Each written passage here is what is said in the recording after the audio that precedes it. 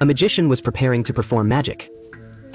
He collapsed directly on the ground. Blood slowly stained the white cloth red. It turned out Nathan was jealous of the magician's abilities. In order to get his magic notebook, he directly killed the magician. Then he took his magic as his own. Years later, with levitation magic, Nathan became a top magician. This day a reporter came to interview him. As soon as he approached, he respectfully shook hands. But he quickly exposed the other's trick. "Can I have my ring back, please?" It turned out the boy was also a magic enthusiast. But in this top magician's eyes, this was really too simple. After returning the ring, the boy wanted to perform another magic trick. First he had Nathan write down a string of numbers on paper without letting him see. Then he took a banana and cut it with a knife to prove it was a real knife. After that, the boy directly cut his palm with the knife. He applied blood to the paper, and the numbers Nathan wrote earlier appeared. But Nathan just told him to wash his hands and not dirty his desk. Then he directly explained the magic principle. The boy had previously installed an electronic tracker in Nathan's pen. When he wrote the numbers, the movement trajectory was sent to the boy's phone. "When I went to get the fruit, you used a crayon to write the numbers on paper. The knife that cut your palm was a fake knife from your outer pocket. The real knife is still hidden in your inner pocket." But he still praised him, saying as a beginner he was already great.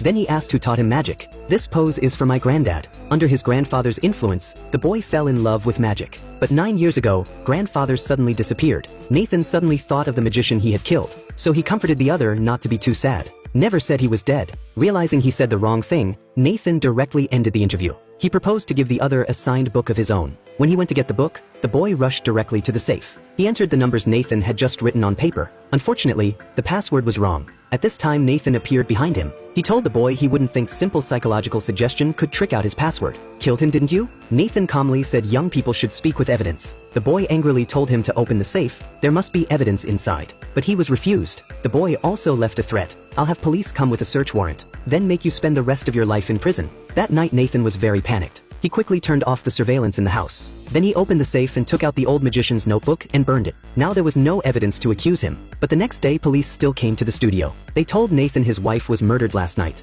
and asked where he was last night. Nathan said he was in the studio. Surveillance footage could prove it. But he suddenly remembered last night he had turned off the surveillance. Now the police were more suspicious. Then they noticed the safe in the corner and told Nathan to open it. When he entered the password and saw the ring on his hand, he suddenly thought of something. Yesterday when the boy stole his ring, he actually replaced the ring too. The boy had switched a ring with a tracker for him. Last night when he opened the safe to destroy evidence, the boy already knew the password through the input trajectory. When he exposed the boy's trick, he touched the boy's knife and left fingerprints. The boy used this knife to kill his wife. Then when no one was around, he sneaked into the studio and put the murder weapon in the safe. When Nathan opened the safe, he indeed didn't think wrong, because inside was exactly that murder weapon with his fingerprints.